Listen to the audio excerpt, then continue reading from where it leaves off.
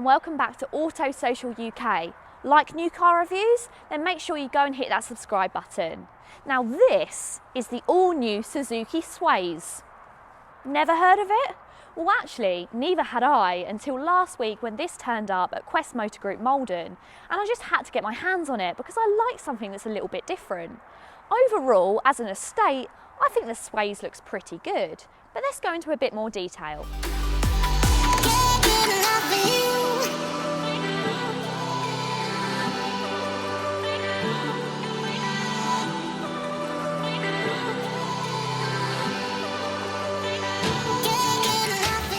This is the second car released by Suzuki with their collaboration with Toyota, the first of which being a reworked RAV4, which Suzuki called the A-Cross.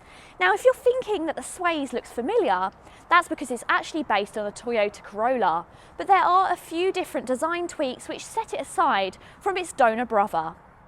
Those of which include a reworked grille, restyled front and rear bumpers, new LED headlamps and a tweaked pair of taillights. Buyers also have the option of 7 different paint finishes, including a bronze oxide metallic and also a blue mica. One thing that surprised me when researching is this is actually the entry-level car, the SZT, and for an entry level it looks pretty smart. You get 16-inch alloy wheels, but if you upgrade to the SZ5, which is closer to 30 grand, then you get some bigger wheels and a lot more nice technology. The Swace acts as a rival for the Skoda Octavia and the Golf Estate. If you put the rear seats down, you can fit items up to 1.8 metres long. Let me know, would you consider this car over the Skoda Octavia or the Golf Estate? Inside of the boot, you get a whopping 596 litres of boot space. Once you put the rear seats down, that rises to 1,606. You also get a retractable boot shelf and tons of underfloor storage if you don't go for a spare wheel.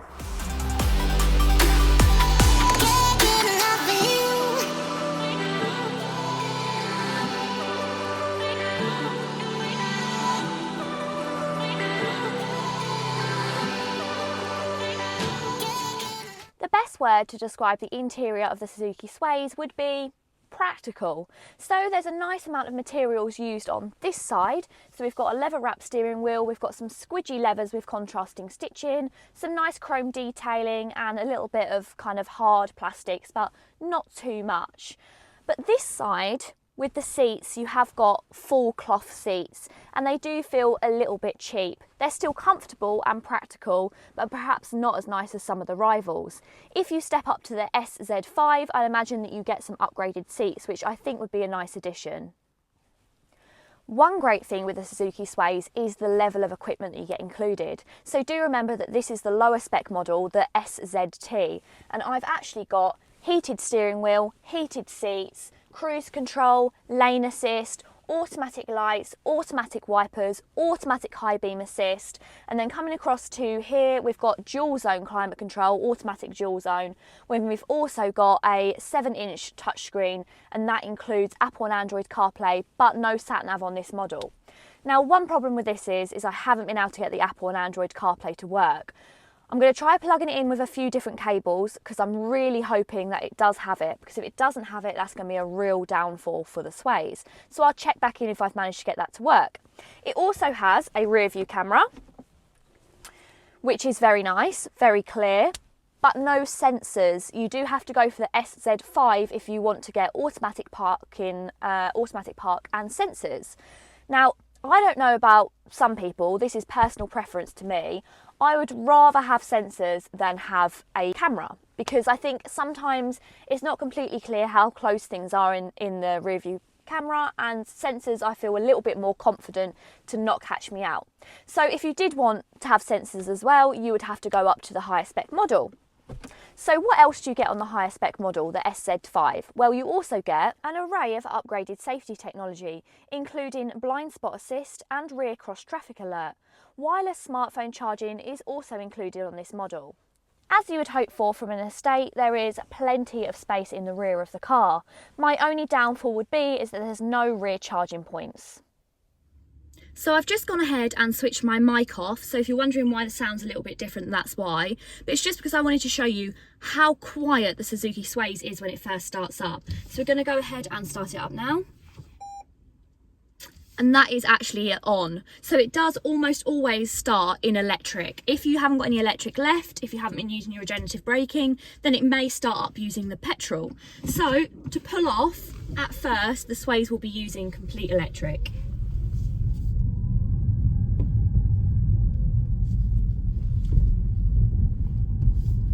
And then when the vehicle starts to run out of some of that electric, then it will engage the petrol engine. But even once the petrol engine has been engaged, the Suzuki Swace is still a super quiet drive. Right, I have an update on the Apple CarPlay, so I did manage to get it working, and I'll show you all now how I got it working, because to be honest, I have a feeling this may be a problem that some people will come up against, so I'll go ahead and do that now. So after doing lots of searching of the cabin, I have managed to find out how to get this to work. So the only available USB slot that I could find is in the armrest, but when you plug in your phone, it may charge it, but it doesn't bring up anything about Apple CarPlay, and I've gone through all the settings. So I thought there must be another USB, and in fact there is. So it is down the side here, so quite easy to miss. But if we slot that in, then hopefully, there you go, that has brought up the Apple CarPlay. And then of course we can use maps, because this car doesn't come fitted with the sat nav. So that is super helpful, and I'm glad I've managed to find that. The Swace's hybrid drivetrain is another direct transfer from the Corolla. However, Toyota have only supplied Suzuki with the smallest, least powerful engine. It gets a 1.8 litre naturally aspirated 4-cylinder petrol engine, and that's teamed together with a 71 brake horsepower electric motor. Those two combined equal a power output of 120 brake horsepower, and will get the Swace from 0 to 62 in around 11.1 seconds. All of that is teamed together with an automatic CVT gearbox. Now you might be thinking that 120 brake horsepower seems rather modest for a car this size, but actually it's quite surprising.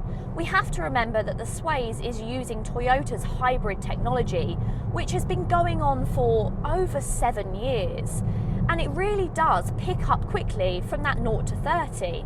There are times where it feels like it is slightly underpowered, but 9 times out of 10 it copes very well.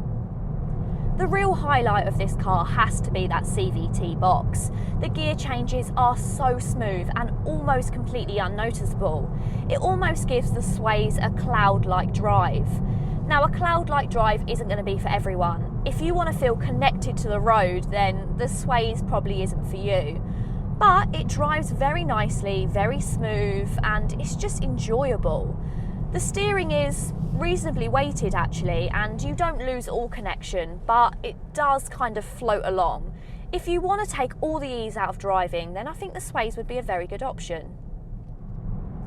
Like all good mild hybrids, the Swace does have regenerative braking. So tip the gear lever down once from D and you'll find yourself in B. At this point, every time you come off of the accelerator, the Swace will very gently apply the brake. And then all of the energy lost from that braking will then be put back through the electric motor, and it will help to drive the car. Now, the Swace also has 5 different driving modes. So you've got a normal, an eco, a sport, and an EV. And I can't count because that's 4, but there's 4. Now what the Swace does have is it actually has the EV mode, which will run in electric alone. It's not going to be for very long, but it will give you a couple of miles of emission-free driving. It has a claimed economy of 62.8 miles per gallon, which is good news for private owners, while company car users will welcome the 99 grams per kilometre CO2 emissions, which equates to a 22% benefit in kind rate. Something I like about the Swace is the use of physical buttons. So the infotainment and also the climate control, which is pretty rare nowadays, uses physical buttons, and they're actually quite nice to press as well, pretty weighted. And this is really helpful when driving along to know that you've hit the right button. The only thing I would say is that the infotainment system looks a little bit outdated and it could be a little bit smarter. But then I guess Suzuki were thinking about the target audience in mind, and those people that are going to be driving the Swace probably don't really want too many singing and dancing gadgets. So, what do you think of the new Suzuki Swace? Is it enough to sway you away from the rivals? God, that was a bad joke. Thank you so much for watching. If you've enjoyed this video, then please go ahead and give it a massive thumbs up. And if you like new car reviews, then please hit that subscribe button. We're so close to 3,000 and I'd love to get there before Christmas. Thank you so much for watching. Until next time, bye!